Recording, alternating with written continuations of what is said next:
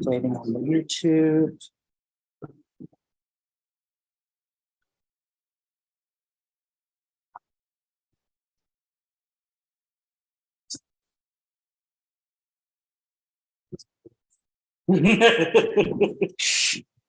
All right. You have to stay on the stool. Used to be a competitive diver. I'm used to falling very gracefully.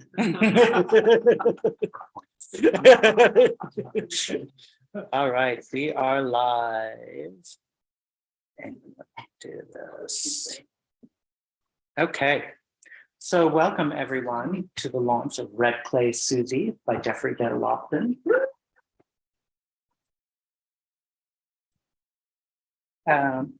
Let me get myself in the camera. My name is Greg Newton. I am the co-founder of the Bureau of General Services Queer Division, along with my partner, Don Jokum. And the Bureau is where you are in right now. We call ourselves a government agency for a government that does not yet exist. And this is the service that we provide, is holding this space for queer culture. So we've been around since 2012. We've been here at the center since 2014. We're an all-volunteer organization.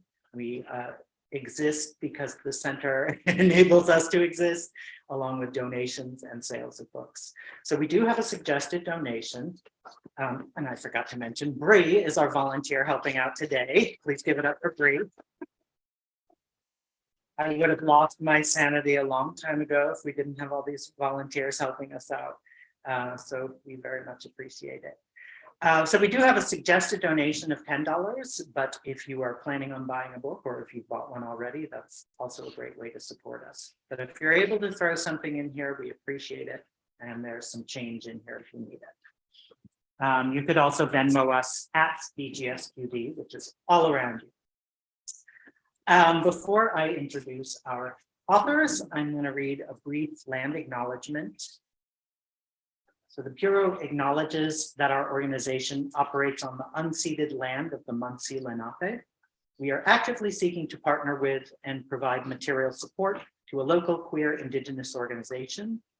And we hope to make an announcement about this partnership in the near future. But in the meantime, we encourage you to join the Bureau in signing up to make a monthly donation to the American Indian Community Houses Mannahatta Fund.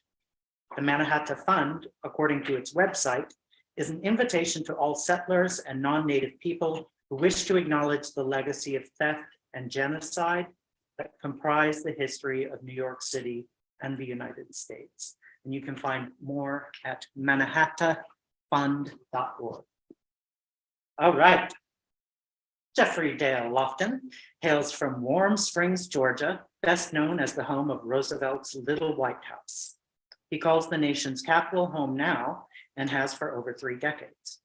During those early years, he spent many a night trotting the boards of DC's theaters and performing arts centers, including the Kennedy Center, Signature Theater, Woolly Mammoth, and Studio Theater. He even scored a few television screen appearances, including a residuals-rich Super Bowl halftime commercial, which his accountant quipped is the finest work of your career. Is it on YouTube? Maybe. I was looking before. I couldn't find it. We're gonna have to. 1998. Oh, Venture clue. okay. Before YouTube. Over time, he stepped away from acting for more traditional pursuits, including a postgraduate work, ultimately being awarded a master's in library and information science. Today, he is a senior advisor at the Library of Congress, surrounded by books and people who love books. In short, paradise. Red Clay SUZIE is his first work of fiction, written through his personal lens, growing up an outsider, figuring out life and love in a conservative family and community in the Deep South. And we have Ryan LaSala joining us, who writes about surreal things happening to queer people. He is the author of Reverie and Bedazzled and lives in New York City. And his most recent book is The Honeys. Please give it up for both of them. Welcome, everyone. Thank you so much for having us. And to start things off, Jeffrey, congratulations on the publication of Red Play Susie. This is like such a momentous occasion. So another round of applause for our debut. Once you put out a third book like me, you become this like weathered crone of the publishing world. Oh. You are the young hot blood in the room. So soak it up. You, flattery. You know the cliche phrase, but it will get you everywhere. Yeah, it's gotten me here. So I've got a bunch of questions for you. We'll have a great discussion and we will do audience questions towards the end. So if you think of things that you're curious about, lock them away in your little noodle, we'll get to them. But before we start things off, I always like to have authors give sort of an introduction to their book. And then I believe you have a reading prepared as well too. So yeah, tell us a bit about this, whatever's pertinent to the reading, and then we'll get to the rest of it here. Great. Well, Red Play Susie is a coming of age book about a gay, physically misshapen boy growing up in the Deep South in the 1960s and 70s. He is fueled by tomato sandwiches and green milkshakes, and he's obsessed with cars. And he navigates a world trying to find life and love, living on the fringes. I'll leave it there. Okay, and what will you be reading today? So this excerpt is from the last third. The book is in 3 parts. It's from the last third of the book. And just to give a little context, Philbert, I mentioned, is physically misshapen. And taking his shirt off is an unthinkable act. And in this passage, he overcomes the fear of doing that. And this is a scene with an older boy, Knox. Philbert, the protagonist, idolizes Knox to distraction. And one important point, Knox has a nickname for Philbert, and that nickname is Keebler. What's here?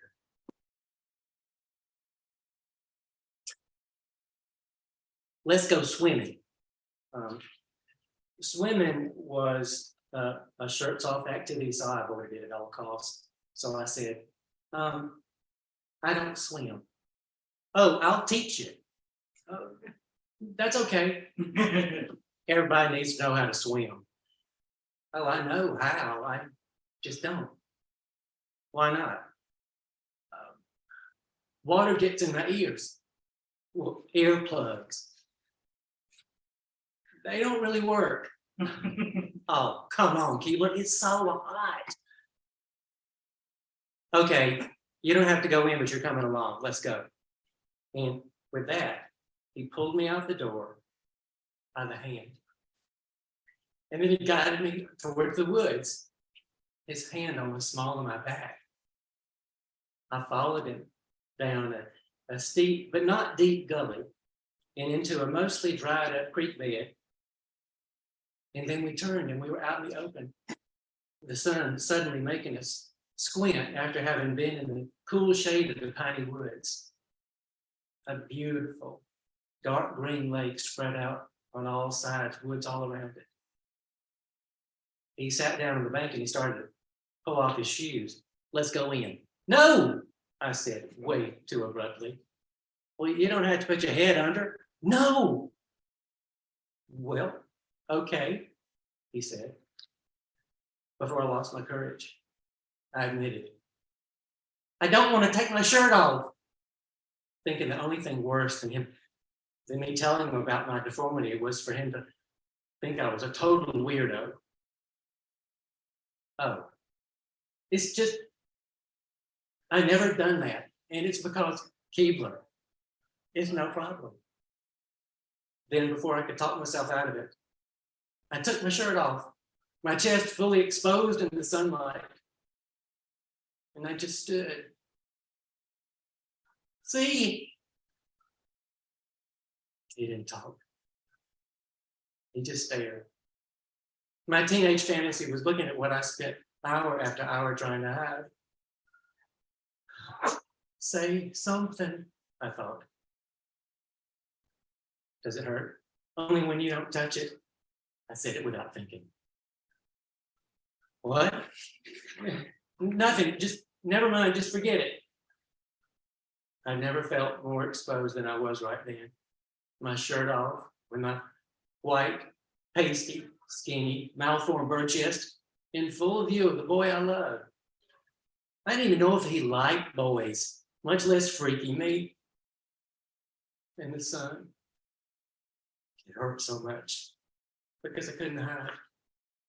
In the cavity in my chest, it's already a smaller space than my heart needed to function. Just, it felt more compressed and restricted than usual. But I cherished this moment as much as I hated it. I mean, it hurt so much. Both the blood pumping hard in my chest and my feeling heart, the one I wanted to give to him. Was I going to die right here in front of him? If I didn't take this chance now, I never would. And if he didn't reject me after seeing my half-sunken chest, then I could trust him. I could believe anything that happened after that. Oh, he just stared at me, but I couldn't look back. But as embarrassing as it was, the pain was not because I was disfigured and all my organs were fighting for room. I ached because somebody finally saw me.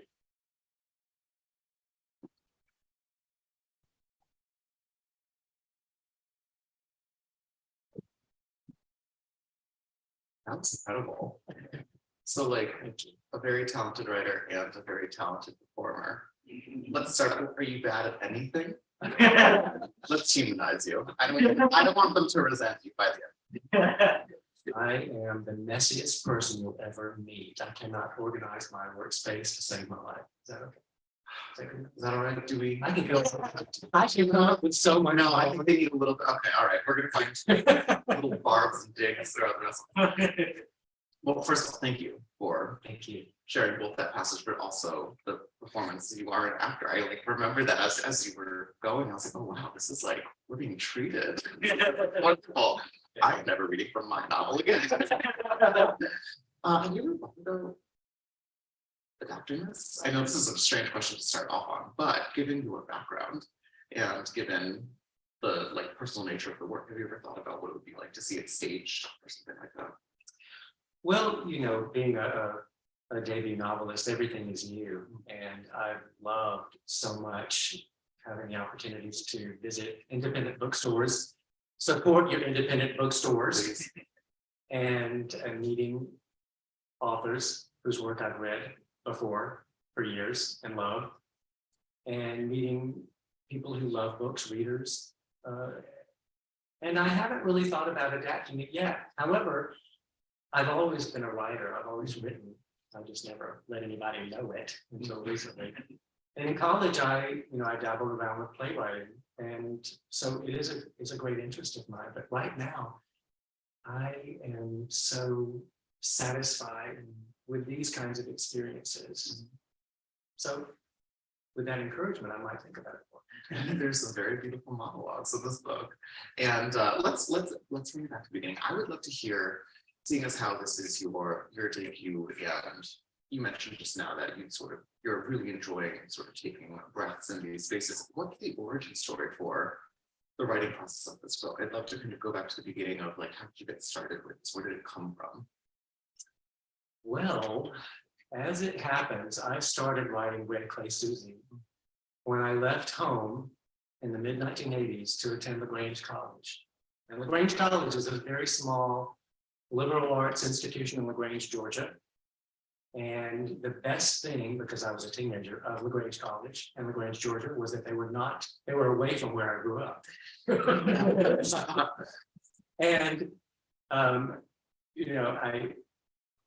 I found that, living at home, there were years of frustration and humiliation and anger of having, been.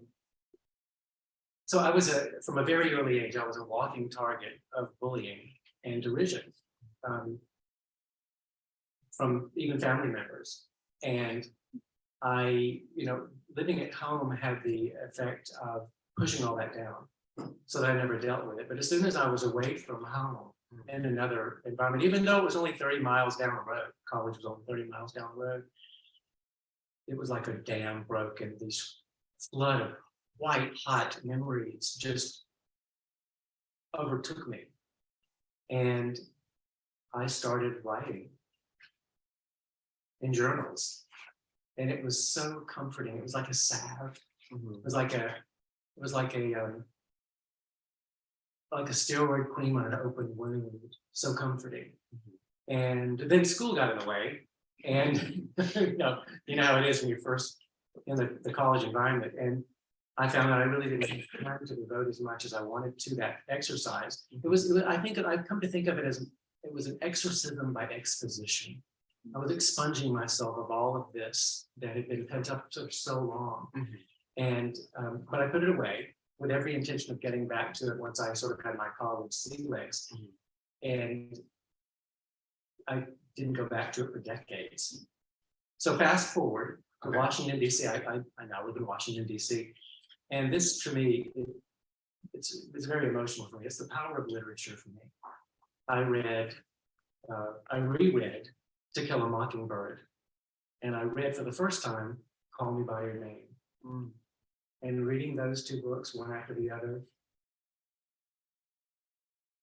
it just broke me open. It just cracked me wide open, and all of those memories came back, and I went back and I found those journals, and I started rereading them. And a lot of those journals are in this book, a lot of that content. But I started writing again on my mobile phone, on the metro, the subway, going to and from my job at the Library of Congress. And that's how I finished Rare Clay SUZIE. That's wild. On your phone? on my phone. In like a notes app? In the notes. In the little notes. yellow little notes app. You're like a professional athlete for the notes app. Like they need to be endorsing you. Yeah, Yeah, it's the first and probably last time that we'll be discussing sports, but yeah. Wow, that's absolutely wild. So I'm always interested by the way, especially like queer authors, sort of excavate personal trauma in order to kind of create fiction and art. And this is on the cover. I'm not bursting anybody's bubble, but this book does claim to be based upon true events. I would love to know how much or how little you sort of put into this. Like, how thin is that veil? Well, it is, to use a literary term, it's a fictionalized memoir. And we've covered this a bit, but the protagonist, Philbert, like him, I was born gay in Warm Springs, Georgia, with a skeletal deformity of the chest. And like Philbert's family, mine was simply not equipped to guide and shape the life of a child like me. It was not neglect. It was not willful neglect. It was more parenting through love, equal parts love and ignorance and fear. And so it was difficult even under the best of times, because I knew early on that I was so different from everybody, both on the inside and the outside. And so here's an example of inspired by true events. Philbert's daddy, like my own, was shot in the head while trying to break up a domestic dispute at the filling station convenience store across the road from our house. And though I changed the details of that horrific event for the book, the core event is true. And that's one example of why I think of this book as being based on fact and not bound by fact. And so there are a lot of examples like that, but there are characters made of whole cloth. I decided to make it a fictionalized memoir rather than a memoir because I wanted to explore some social themes, some personal relationships that might have happened but didn't. And I could not do that with a memoir because they didn't really happen. So I decided to fictionalize it so I could sort of explore richer territory and create some storylines that I thought shared a larger message that I wanted to a point that I wanted to make. I think that's so valid. I mean, I'm no stranger to putting my own like personal events in books. And I get that question too. Like, where do you separate, yourself from the art? And does that like cheapen a real emotional experience that you went through? And I don't think it does. I think that there's so much more emotional dexterity in that very thin veil that then allows you to kind of introduce the reader to all of these things that maybe didn't happen in a corporeal reality, but in the reality of the heart and the soul, a lot of those interactions happened in one way or another. And it doesn't necessarily mean that it wasn't true. It just happened in a different way. And you're introducing the reader sort of into that like space, that layer that isn't, touchable, but still is true to the story itself too. So I do think it makes sense to kind of have that in. And Yeah, I think that having, even though the events don't completely follow the facts, when we, fully admit that it's fiction, I think that having it based on one's life, one's experiences, deepen the story in a way that creating true fiction cannot. And memoir maybe doesn't touch on because it never happened. So I agree with you completely that it's not a cheapened experience. It's I think a deeper experience because it is based on something real. Absolutely. Now, and how do you go about curating what to put in and what to leave out, what to make up and what to like manifest? What's that process like? Wow, that's a very complicated question. I'll try. Welcome to like the MFA Ryan LaSala edition. I'm just taking notes though, because you did a good job. So. Well, I always start with an outline, and I want to be really clear on where I want to start and where I want to end. And I think that's really important to have those anchor points. And then I have this sort of stream of consciousness process. I never stick to the outline, but it's good to know that it's there. You told us you were messy. I'm messy everywhere. It's good to have a door you can shut and walk out. Psychically or in a room? What are you Both. talking about? Okay. Okay, the door's shut, here I am, I'm all together. Both in one's mind and in the physical world. Sure. But that's how I write. I just get the idea of what I want to say, the points I want to make, the larger arc of the story, and I just write. It makes editing very difficult because you have to get rid of 20,000 words. But for me, it makes the work. It makes the process of getting the initial work on paper or on iPhone much more interesting and fast. So writing is fast. It's the editing, which I think where the real writing comes in. Sure. I agree. Yeah. Because you completely rewrite the book in that process. Yep. But I think that's where it's about the emotion and the depth, I think, in the writing. And then you finesse it in the editing process and you come up with making it cohesive and a very tight arc. And in this particular book, I actually saw this book as being paced the way a life plays out. So the first half of the book is it's world building and it's language, and it's intended that way because as a child, the days lasted forever. A summer would last 5 years. It felt like, the concept of 5 years, I don't know what that was, but it's a child. But then as one gets older, the pace of one's life picks up. And so from the midpoint forward, I wanted it to be like the downward fall on a roller coaster. The way life feels when you're an adult. Like, oh, that year's gone. What happened to that person, that friendship, that we had to reconnect? And so that's part of the process as well, is trying to write from the point of view of the character who ages from 4 to 18 in the course of the book. And the experiences that he encounters are appropriate for that age, or his perception of the world is appropriate because what I've written matches his worldview, which is very limited in the early years. So that's how I write, very stream of consciousness in the very beginning, almost episodic in the first half of this particular book. Him as a 4-year-old is such like an enchanting voice too, because it's written with like the wisdom of someone sort of looking back upon that time, but you're following like the point of view of a 4-year-old, which is often rambling and distracted.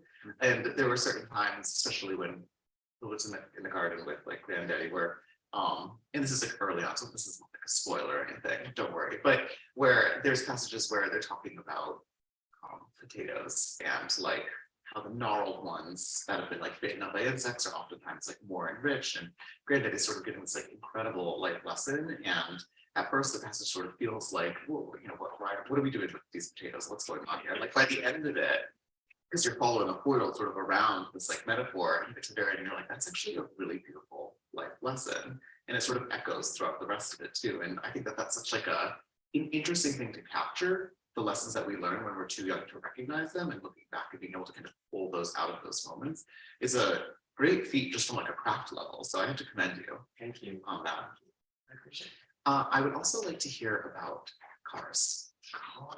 Yes, so, because I noticed. And the second I saw this, the second I saw the color, I knew exactly what it was. And that's when I was like, oh my God, is anything real? Is everything real? So can you just give us like a quick introduction to what cars sort of mean for the main character? And I would love to hear what that means for you. I have loved cars from my earliest memories. And it all started with Matchbox cars that my parents and family got for me when for Christmas or for birthdays or any opportunity that I could badger them into buying one for me. We went to the store. And this started it all. This is my very favorite. It's a 1968 Mercury Cougar. This is the one. This inspired this book. Oh my God. It's lovely to meet you. Celebrity. This car has such a burden on it. This car saved my life. It did. This car has, so Matchbox cars often had features, a trunk that would open, a hood that would open, doors that open. And this car and I, when I was a child, flew to places that only existed in my imagination. And that imagination is what kept me going. And to this day, I can give you, just with the briefest glimpse of a fender or a tail light of a car, I can tell you the year, make, and model of a car. My partner, who has absolutely no interest in moving vehicles of any description, says I'm a car savant. And I think if we look at it clinically, Yeah, clinically, I think there is a diagnosis. I have clinical. Yeah. Oh, my father would have much preferred you as a child. Loves cars. I have had to push more old cars off the highway. He would rebuild them and they wouldn't work, but we'd find that out at like 40 miles an hour. We'd have to like push them off the highway. He rebuilt Alfa Romeos. Oh. And still rebuilds them. Yeah, so this is, I should probably introduce the two of you. Yes, I'm really excited. He'd be like, oh, like time for dinner, Ryan, clear the table. And there would be like a disassembled engine. And of course, I wouldn't know that it was like laid out specifically, so I would just kind of move it all away. Huge trouble. big disaster. Now, Philbert in the book also has an interest in cars. He does. Is that because that was familiar to you, or did you really want to sort of write about these vehicles that kind of drove you into your imagination? What was the reason for including them? Well, like cars represented for me and do for Philbert, although it's not specifically stated in the book. Sure. Escape, a life beyond, hope of something better. And you know, the metaphor is very easy to follow. You know, they transport us. Sometimes they're utilitarian, but for other people, they're magic, they're art. And for me, cars are that. When I was a child, cars were living beings. I longed to touch them.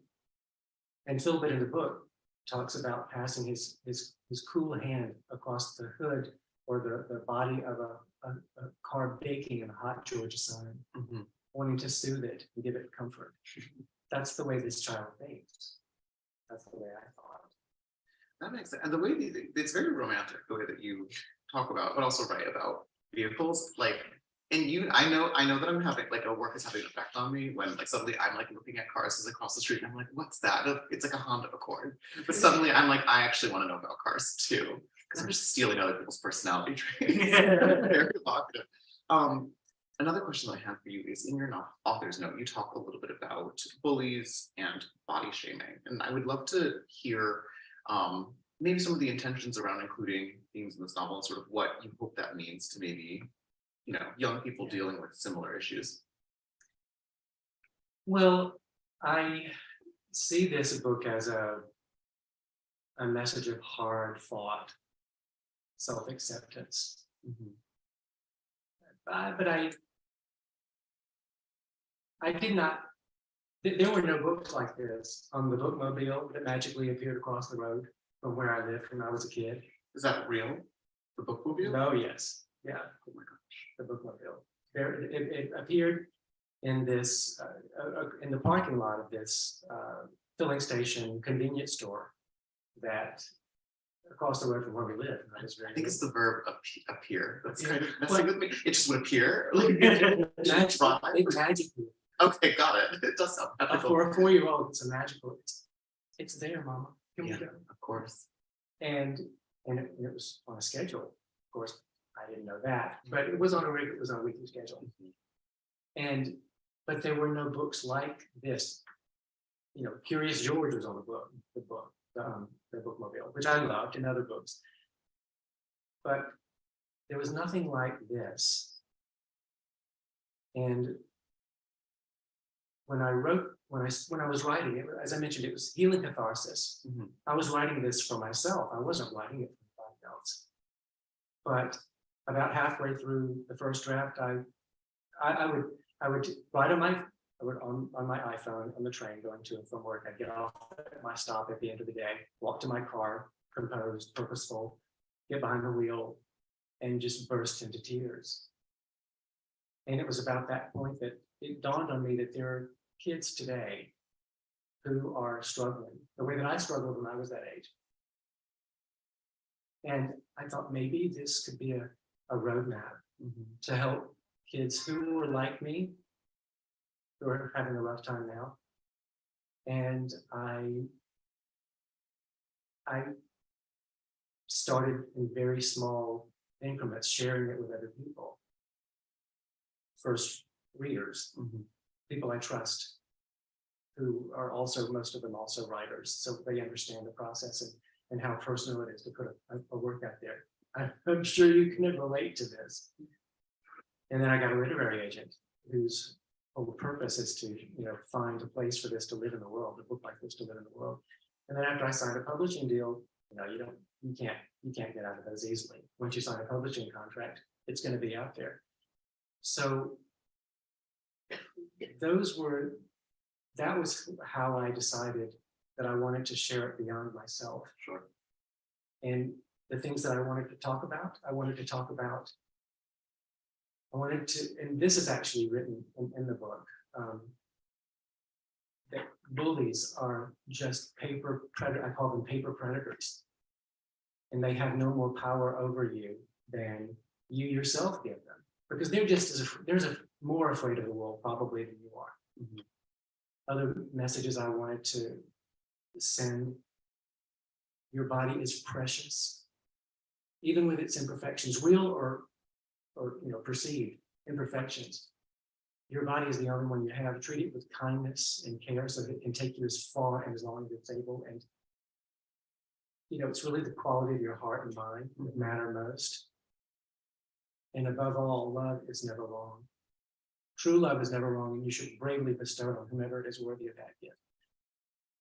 That's why I wanted to share it, hoping kids who are having a rough time might have a better time of it. So this book only just came out, but have you had the chance to hear maybe how it's affected readers yet? I have several opportunities, and the reason and so I'll give an example actually of that. But the reason it's so important, I think, is because 1.8 million queer kids last year seriously considered suicide. And every 45 seconds, one of them actually attempts to do it. That's horrible. There's so many sad, lost kids out there who need us. And so that's a sobering statistic. And that's why I wanted to share the message. And it's also why I am donating part of the proceeds to the Born This Way Foundation. Oh, wow, yeah. And the Trevor Project to support the important work that they do. And it all sort of came into focus when I did a presentation at my undergraduate alma mater, LaGrange College. Oh my God, what a dream. That's so cool. It was, I did never expect to go back for that. Yeah. Only to walk around and say, oh. I also dream of giving a speech at my undergraduate, but it would devolve very quickly to me just reading down all of my grudges. So you better So you you know, why are you there? exactly. Maybe why you Mine would be spite and revenge, but it sounds like you had a really lovely experience. Let's hear about it. There was a big room and I didn't have my glasses on, so of course I can't see 5 feet in front of me without my glasses. But a student spoke up during the Q&A and he said, I think I have the same skeletal deformity that you have. And he lifted his shirt and showed the room. Wow. And I couldn't see him, but I could feel the bravery in this young man. And I knew that at 20, 21 years old, I could never have done that.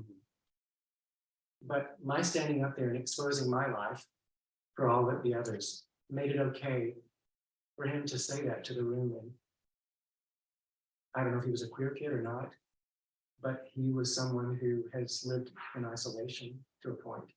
And that's everything. Yeah, that's fantastic. I mean, and I think you'll find, just from briefly having like this conversation and reading the book as well, that like the longevity of like that conversation is going to far surpass kind of what you even understand in this moment, right? Like the book's out there, people are going to find it, they're going to love it, they're going to hand it to people that need it, right?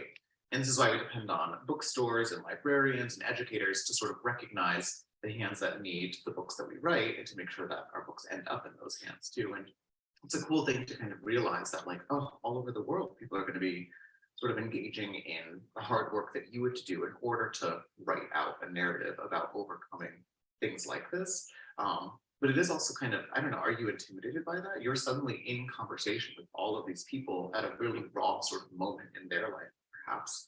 And they're going to kind of come to you maybe after with oh my God, what's the word? Familiarity. Oh my God. Yeah, they're going to be familiar with you in a way that you are not necessarily with them because they've spent the past however many hours to themselves sort of feeling like they've been in conversation with you. So there is a sort of other side to that as well, sort of sending that message, it's getting messages back, the echo effect. I mean, are you intimidated by that? Is that a position that you longed for? Are you the kind of person that kind of wants to engage with readers at that level? Or are you the kind, and this would be valid, the kind of person that kind of wants to put something out there and then not necessarily be part of the dialogue that results from it? It's a great honor to be a part of the dialogue. And so when I liken this whole experience of writing a book to coming out as gay to my parents, which I did over 30 years ago. And I did it in tears and with shame because I was so ashamed and they were ashamed of me. But writing this book, I don't have any secrets anymore. This is coming out on a different level. It's coming out as a whole person. So my, conversations that might come that have already happened, it wasn't an intention, but I am sharing this part of my life, hoping that it helps others. Yeah. And whatever that means. I mean, my life, thankfully, has turned out. I'm still here. I'm happy. And a lot of kids don't get that opportunity. So my goal is to help in any way that I can to help that kid who stood up, that young man who stood up in the LaGrange College and shared his story. I want to do whatever I can. So I'm not uncomfortable about it. I would like to do whatever I can. I think being visible is in and of itself sort of a really uncanny and political act sometimes. Yeah. So even being visible to people that see themselves in your work is a really great thing. wearing a hot pink magenta suit. That is a type of subversion as well, right? Like, you're here, you're in a pink suit, unmissable. And it's very bold. I think it's very good.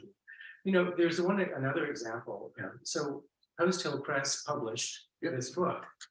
And Post Hill Press is, when I got the offer, I questioned why they were interested in publishing this book. I've done this before too, but And so I talked to my literary agent, fabulous Mona Kanan, and the acquisitions editor at Post Hill Press, whose name is Deborah Englander. I said, can you just explain why Post Hill Press is interested in this book? Because Post Hill Press is known for their nonfiction titles, not fiction, but nonfiction. And many of them written by arch conservatives, people who have a similar political view to my parents. And she said, I and Post Hill Press are interested in diversifying the range of voices that we publish. really, And building our fiction side of our catalog. And I love that Post Hill Press is, interested in doing that. I love being on the vanguard, part of the vanguard. And in my view, this is one might say this is a political statement. I think of this story as more of a human story than a political statement. And if publishing with an unexpected publisher means that people who might otherwise just give it a pass will read this book, I think that is a win, because you don't create change by walking away from the fray. You confront it. You confront it. You convey, confront, and conquer. That's my summary statement. You don't make change by walking away. You talk to people who may see things differently. you have a summary statement and a hot pink suit. You're prepared. If you're gonna do it, you may as well do it for purpose. It's true. No, I love the idea of your publishers like their Thanksgiving tables, like all these conservatives, and you're like the erratic gay cousin that sort of stir shit up and make people think a little bit more. I've always been I've been on the fringes Yeah. my entire life, so it makes sense. But I applaud them for making a bold statement. Yeah. Well, Putting a queer book out in the world. to be clear, the bold statement is yours. It is good of them to give you the platform to do it, but you deserve that credit more than them. It takes a whole team, though, you know that. You're very polite about this. I would love to know a little bit more, given the personal nature of this book, and you touched upon this briefly, that sort of with this book, everything is out. You can't be sort of sabotaged or held hostage by really anything. Great. Truly. But what's the reaction from family and friends, people who are bound to see themselves reflected in the world that you're rendering? Oh my gosh. Well, Well, we got to buckle up. Someone started screen recording. can you hear me? Yeah. So my family has now read the book. It's been out for a while, a month. And so they've turned it into a parlor game of sorts. I was recently in Georgia on book tour, and I visited my parents, and they had this sheet of paper, and on the paper, on one column, they listed the characters, the characters and the main characters and the cameo appearance characters. Everybody. They had done a roster of people on in one column. The other column, the names of real people. Oh, Did we get it right? are they going to verify it? Yes. I guess go down and check every one of them. Is that playing Family Feud with your memoir? And I said, I can neither confirm nor deny any of this. Seeing as you're still here with us, that's what I thought was going to happen. Because otherwise, bloodbath. And but the really, really funny part for me is that some of the characters, the ones who were made of whole cloth, Yes. they assigned a real person to those characters. Yeah. But so that's one outcome. The other, and there are two others I'll share very briefly. I've gotten a lot of calls and texts from family members who have just embraced me and said, it transports me back to that time in our lives. And although difficult for them to read some of it, I'm sure they have been really supportive, and they said, we had no idea it was so rough for you. We didn't understand. We should have paid better attention. We didn't understand. And that's been it's made me feel so loved.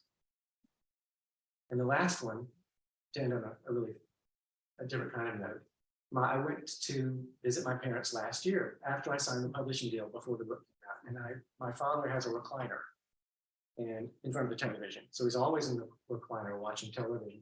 And beside this recliner is a post. And he often has his hands sort of hooked on the post, propped on it like this. And I went up to him and I said, Daddy, yeah. I said, I have some news. Yeah. I said, I wrote a novel. You wrote what? I wrote a novel. You wrote what? I wrote a book. Is it hardback? That's all they wanted to know. That's what It was hardback. Not another word. I was satisfied. That was it. That was That good. was it. Hardback, yes. Okay. Oh, man. Well, I like that you did the whole thing. That post is a catch-all. It has his walking cane and a few other things on it that he needs throughout the day. Mhm. Okay, there it is. I love that. So, okay. With that being, by the way, how are we doing on time? Do we have? Okay, we'll start. We'll ask a few more questions. So start thinking about audience questions. This is your 5-minute warning to think of something really insightful and shimmering to ask. Okay, are we thinking? Great. It's no wonder that people sort of see so much of themselves probably in this book because the setting itself, Georgia, is rendered like really expertly. And I say this having no credibility whatsoever in rendering Georgia. But it did feel like a very physical experience to sort of be guided through that. So I wanted to ask how you did that. I mean, how did you sort of go about making sure that there was like a palpable sense of place? Because that's ultimately a really important part of the story itself. Well, I actually brought a bit of Georgia to share with you. This is why I asked this. This is red clay from Georgia. My mother and father and brother washed about 8 mayonnaise jars, properly washed and dried them, and filled them with red clay from Georgia. And I have one that I always take with me on these talks, because once this soil touches you and you touch it, you're marked forever. It's that indelible. And I invite each of you to come up and touch it and smell it. It has this,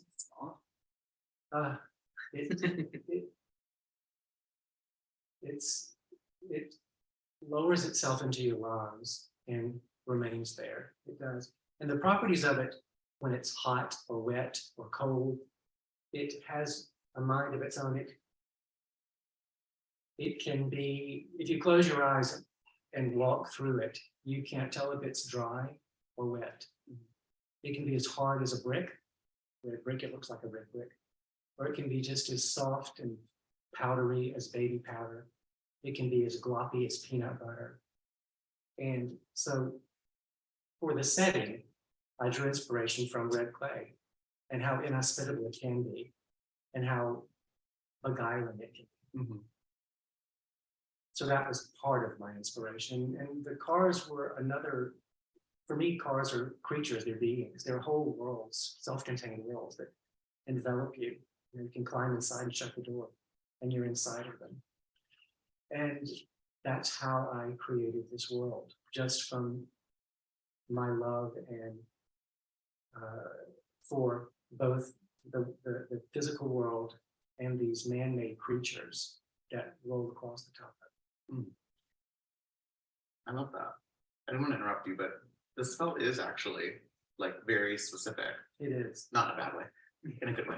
But yeah, I like remember that smell, but we don't really have the red clay in Connecticut where I grew up.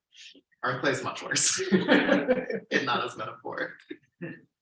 And finally, I wanted to ask you, and I think this is always a fun thing to hear from authors, especially, at all stages in their career, but for those that find sanctuary in the worlds that you build and in what you write, especially in our case for queer people, for outsiders, do you have any like closing thoughts or words, not necessarily, they don't have to be encouraging, but truths that you might bestow upon them as they, set out into a similar world? Well, in this life, do what you love do what feeds you, whether it be read a book, read many books, or write. Don't let anyone stand in your way and say that this is not valuable, or this has no purpose, or there's something else you should be doing. It sort of goes back to what I said about bullies and recognizing the value of your own body and the quality of your heart and mind and love and on whom you should bestow it. I think you can apply that idea, those ideas, to anything that you do, including the art that feeds you. Why are you doing it? First, you have to do it for yourself.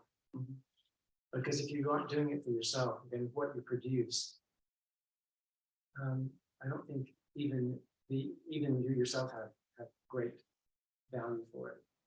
So I would say just know why you're doing something and let that feed you. That's what I would say.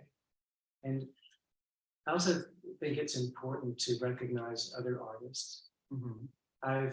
There's another author in the room, Jim Hart. And of course, there's Ryan Masala, who's a brilliant writer. Thank you. And when, having the two of these gentlemen here is everything to me. But there's a third person who is very important and couldn't be here today. And his name is Pete Cross. And he's a beautifully talented voice artist. And he recorded all of our audiobooks. And he is just the loveliest person. And I think drawing inspiration from other artists is a great way to feed your own art and produce something that is valuable to other people. Sense of community is everything. And writing can be so isolating. But finding other people whose work resonates with you, and then getting to know them, the joy of getting to know them, that's what feeds me. I love spending time with other authors when time permits. It's like writing was a salve years ago, continues to be for me. Being connected to other authors, other writers, other readers, that's what feeds me. So find what feeds you and don't give it up. Yeah, and like indulge, have fun. Indulge. Absolutely. Lovely. That was great. I felt inspired. I'm like, oh my God, what am I going to do next? I literally have so much work to do. But I sometimes do need to hear that from other people still to this day. So thank you. That was lovely. Thank you. Let's get to some audience questions. What would we like to? Any audience questions? So you do have an audiobook already established? It is narrated by the wonderful Pete Cross. Yes. Okay. Yeah. I mean, nothing on Pete. I don't know, Mr. Cross or anything, but your voice when you were reading it was really nice to hear. That did. Thank you. I did have a moment as you were reading where I was like, Pete's in trouble. Pete's in big trouble.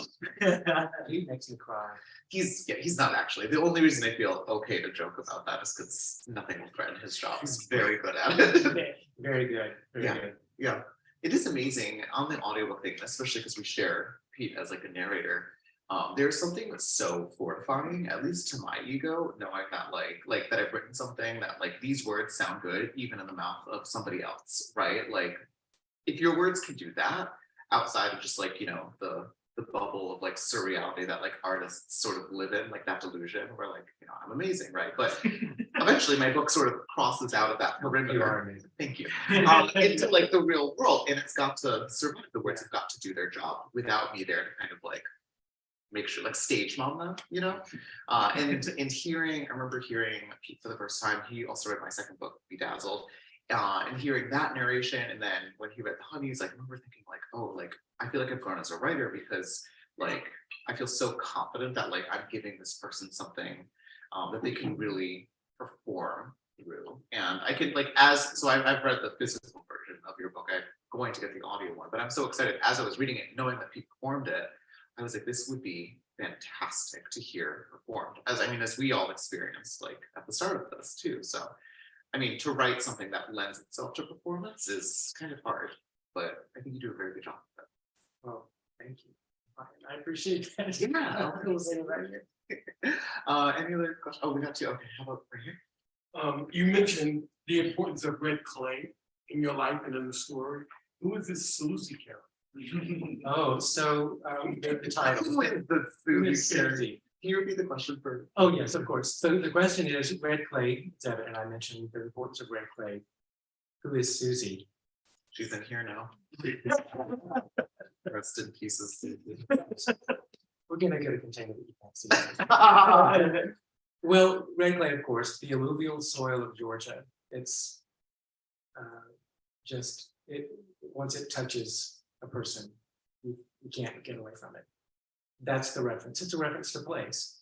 Susie, I don't want to give away too much. You figure it out, halfway through the book, the reference and the importance of the name Susie. So I don't want to spoil anything. So we should be on the lookout for Susie if we're reading. Yeah. Okay, it's like an assignment. It's like a scavenger hunt. She's not actually dead in the She's story. I was just joking. Okay, all right. Question back there. Hi, I was just thinking about Pete's reading of your book, and I have the bone to pick with him because he did a much better job on yours I don't know if I should repeat that question. I will. Okay. Jim than said- but that's not my question. Okay. Question. When I read your book, I was especially taken from the very beginning. And you said something that I think is extremely important. I just wanted to underline how you did or ask about how that seemed or came to you. There is the attention to detail in the entire book in terms of language. That's really spectacular. And it was the kind of writing that I really tend to close the book on. Except you wouldn't let me. And what I mean by that is that you made me with enthusiasm slow down, slow my mind down to let you capture me. And that is a remarkable trick for a writer. I wonder if you have any awareness or way of thinking or talking about that. You referenced it. So the question is that the book is written in great detail. There are passages that are very detailed, and Jim tends to not want to read books that are so languid, I guess is one way to put it. But reading Red Clay Susie, he was compelled to continue reading. And so the question is, why did I write it that way with such deep detail? And I wanted to create a world, the world that Philbert grows up in. Philbert's world is my world. And that's what I remember.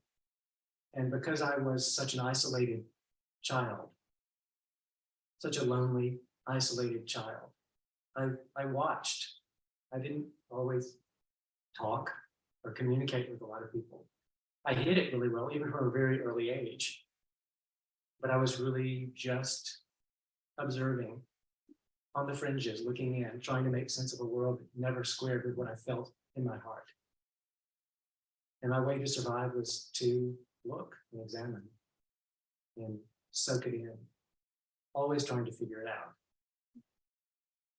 And I thought it was important that that quality of life belonged to Philbert as well, to explain why he exists as he does, and to show the journey that he has from age 4 to 18.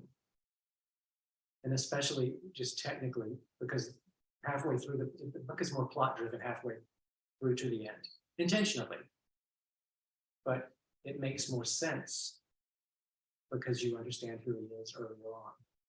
That's why I did it that way. And I'm glad that you were compelled to continue reading. Thank you. Maybe we have one more question. I just wondered if the audio was in the authentic accent that you performed here. I doubt it. She counts it. So the question is the book performed in the authentic accent? And yes, it is. Pete, if my, he sounds like me, kind of. Really? He's really much better at creating these different voices, differentiating between characters. He's really good at that. And so it sounds authentic to me.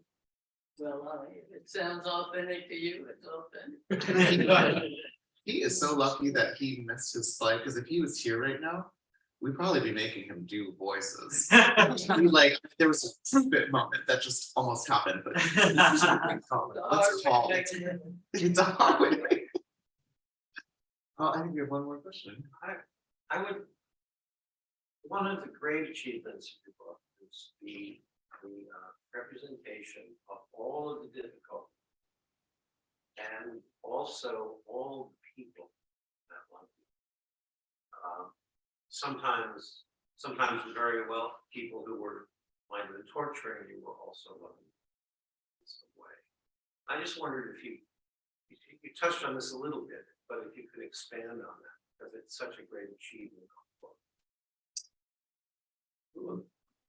Thank you. The question is, how does one create a world in which the characters who are often your tormentors can also love you, and you love them, and you present them in a way that that you show them in a loving light, as well as the difficult parts of it. Oh, the answer. Okay, I've got to come up with the answer now. Life is complicated, and families are even more complicated. And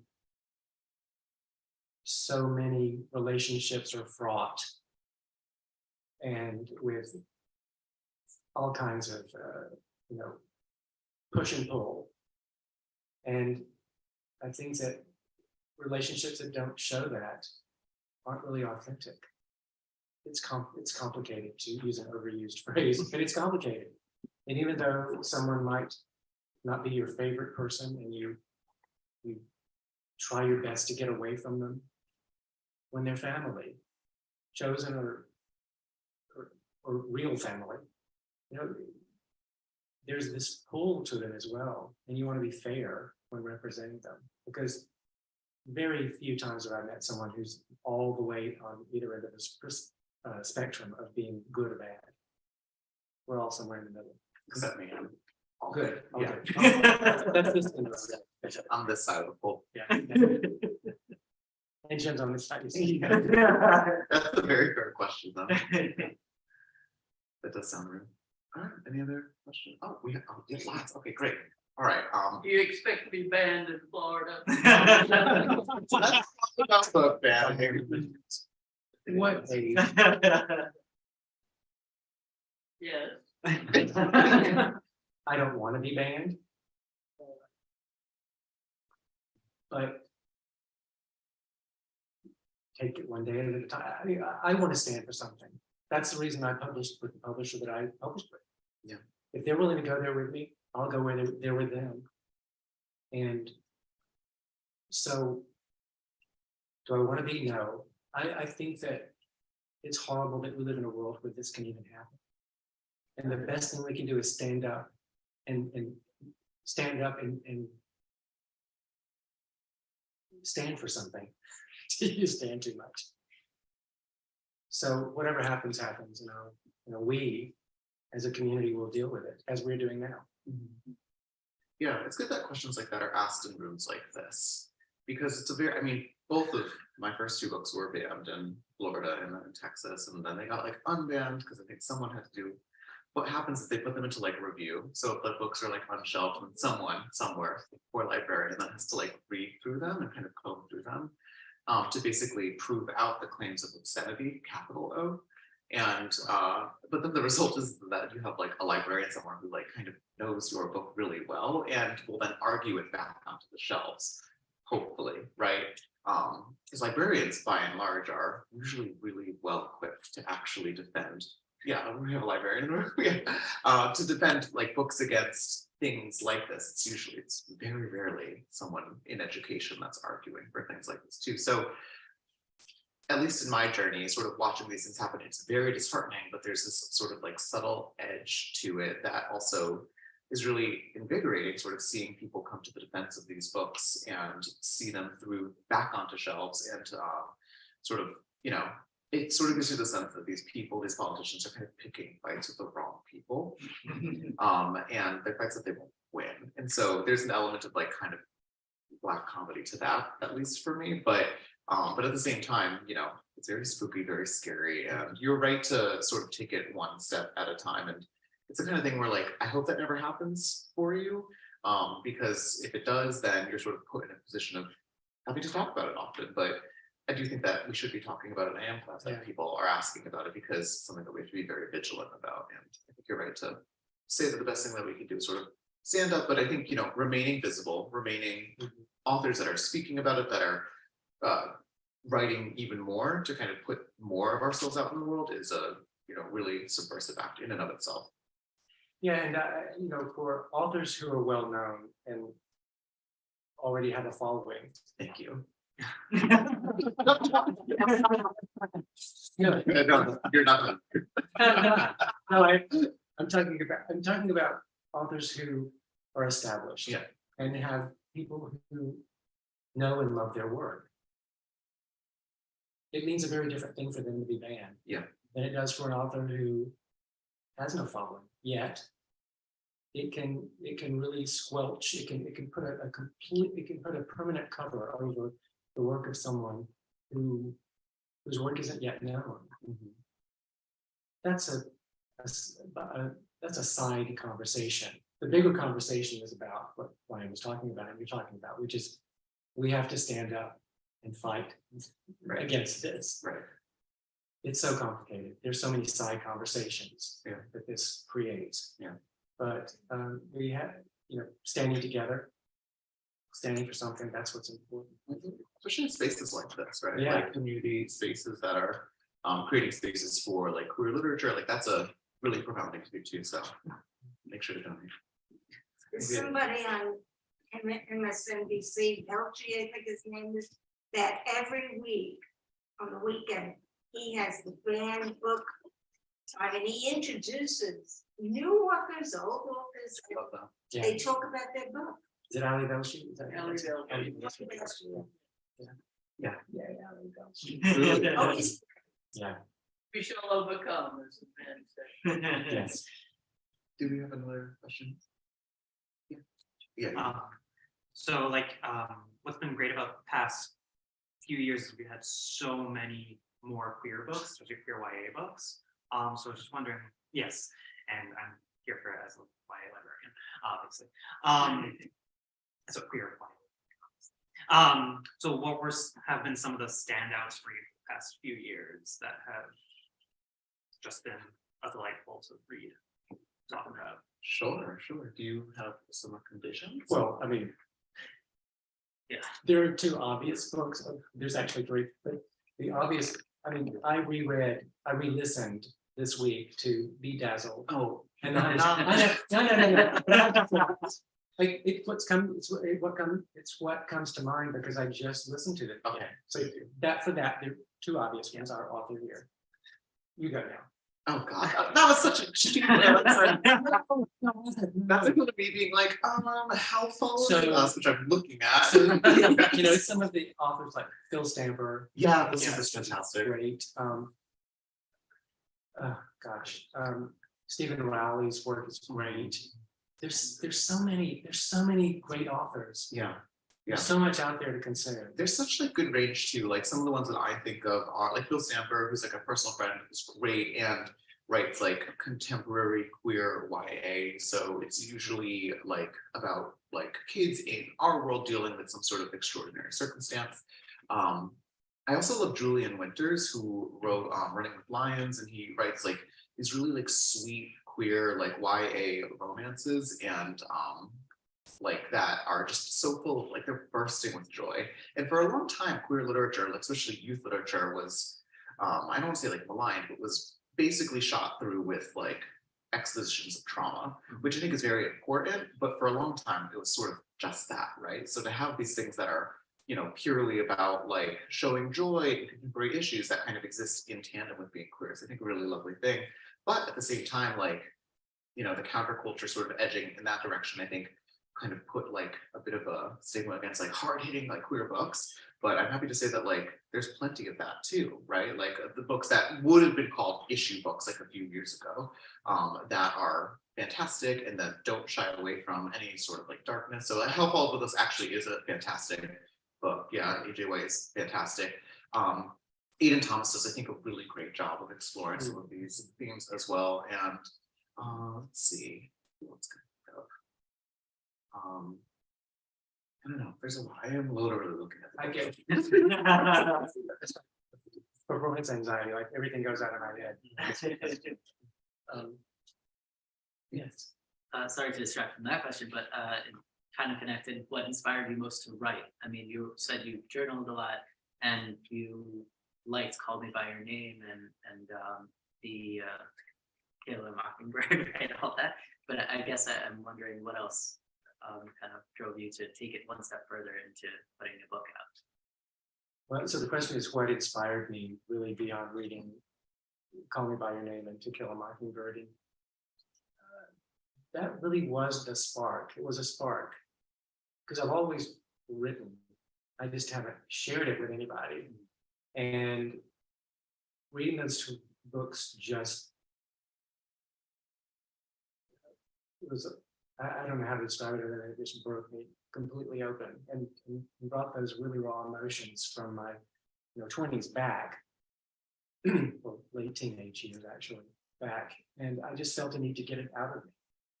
So that was the inspiration for continuing on this project. Now, I think the inspiration is to continue to tell that story. I have a rough draft of, I see Red Clay SUZIE as the foundation of a Red Clay series. And I have a rough draft of the next book in this series. I love that. Well, that's actually where I was going to sort of break things for closing, which was what's next, and which I actually used to hate this question, especially during like a debut book tour, because it's like, what's next? What's now? Like, let's not move. A nap is next. Yeah, a nap, right? Of course, a nap and like a trip to the Times Square Applebee's. I'm sure that's next on your agenda. But aside from that, okay, so we can. I won't fly too hard into this, but we can look forward to more writing from you. Yes, this is not the end of Philbit's or Knox's story. I'm sure. Wonderful. Well, I'm going to call it for questions there because I believe we have some signing to do. Yeah. Oh my gosh, exciting. Yeah. Okay. But before I relinquish this mic, they're like dying to take it away from me. I just want to give another round of applause to.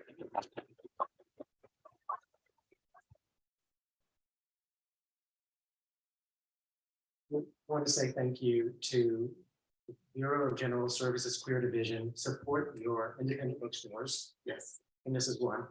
Yes, snap. And thank you, Greg and Donnie and Bree, for having me and for coming out to be here today. I so appreciate it. Thank you, Ryan, for being my conversation partner. And thank you, Pete Cross, who's watching.